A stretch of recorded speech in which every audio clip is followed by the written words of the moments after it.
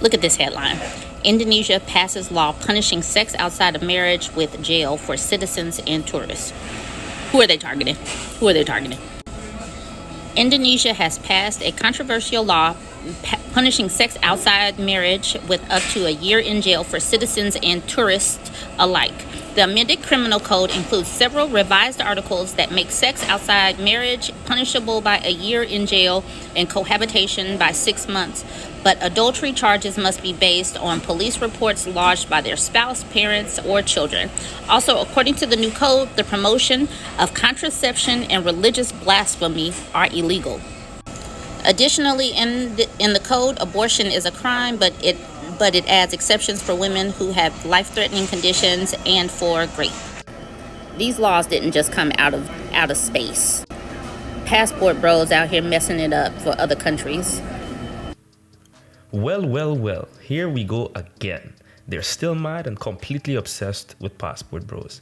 In this case, we have TikTok user burbnbougie trying to blame men who travel, especially black men, for the new criminal code in Indonesia. Before I address the laws, let's break down what this woman said. You don't need to read the article to see that what she said makes no sense.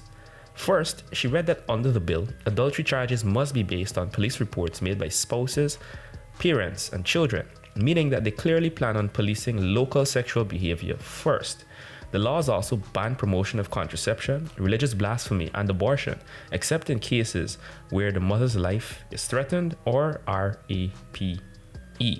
Just looking at the laws, you can tell that the government is trying to set a cultural precedent. Nothing in the prescription mentions tourists or travelers or singles them out as the target nor inspiration for the enactment of these laws. Yet still, this woeful woman chose to say, these laws didn't just come out of space.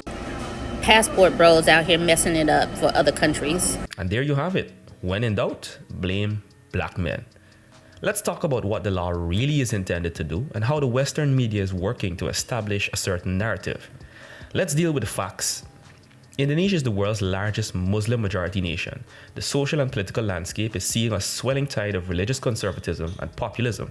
As such, the government has enacted strict Islamic laws to defend their culture against what they describe as Western corruption. In fact, over the last decade, the Indonesian government has covertly and overtly supported anti-feminist movements with slogans like, "My body is not mine, it is Allah's." Western media and human rights groups are up in arms about the new code, warning that it is disproportionately affecting women and curtails human rights. A previous draft of the bill was postponed after thousands of student protesters demanded the government withdraw it. So how does tourism fit in? Interestingly, the business community is worried because the tourism in the country, despite being primarily supported by Asian tourists, is also heavily supported by Western tourists. In fact, pre-pandemic, Australians led the way with over 1.2 million tourist arrivals in Indonesia. Destinations like Bali market themselves as couples or honeymoon getaways, so coming out of the pandemic slowdown, the last thing they need is increased hesitancy from tourists. Looking at the countries which visit Indonesia the most, Asian and Australasian countries far outstrip their European and American counterparts. In fact, Australia is the only culturally Western country with over 500,000 visitors. All this info took about 10 minutes to find. Much of it was actually linked in the very articles that covered this issue. So the verdict here is that we have another bitter woman making baseless claims about the passport bros because she probably hates them. Like I said, when in doubt, blame black men. You as an oppressed person in your home country, you're literally going to another country and you're exploiting these women. You're exploiting these, you're exploiting and you're oppressing these women when you are exploited and oppressed in your own, in your own land, in your hometown. So for me, I just thought that. Don't you? But what do you think about the fact that they feel like it's an even exchange? Because they feel that these women are not doing it for free; they're giving them money. So the women are getting something from it as well. So that's how they feel, isn't it?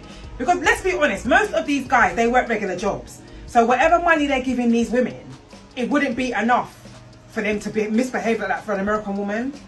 That's the reason why they go in there, because their dollars go further. No, I know, but it's still exploitation. They're still exploiting the women. Because those women are desperate. And let's be honest, To be oppressed is defined as being burdened by abuse of power or authority.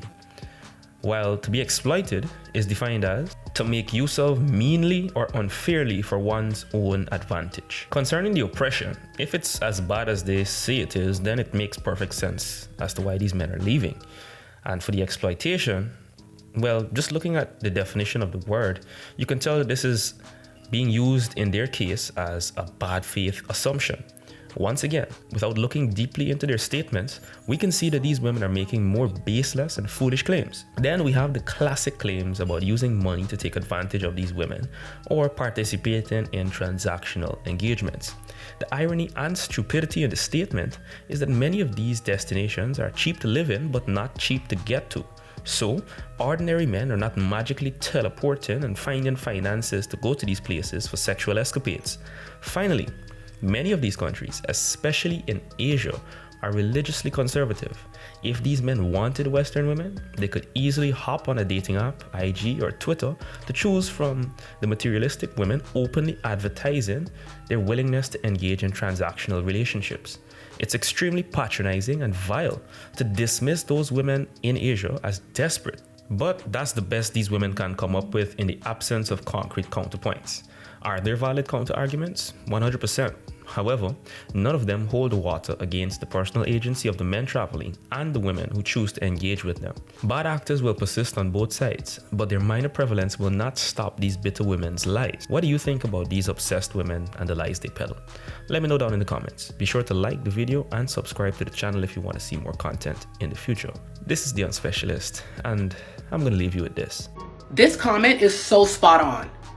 And for those that don't know what passport bros are, they are men that are just dating you for the sake of getting papers. Know that these men are playing the long game. They are patient. It can take 3, 4, 5, 6, even 7 years. They will wait it out. They will manipulate you into thinking that you are their one and only, the love of their life, their shining star, when in all actuality, all they want is papers. Because when they do get their papers, they're going to turn around to either give papers to their wives that are back home, to their brother, sister, cousins, or they can also turn around and marry somebody for money. Of course, after they divorce your ass. So don't fall for the okie doke. Like, beware of the passport bros. Bitch, you just saying anything now, ho.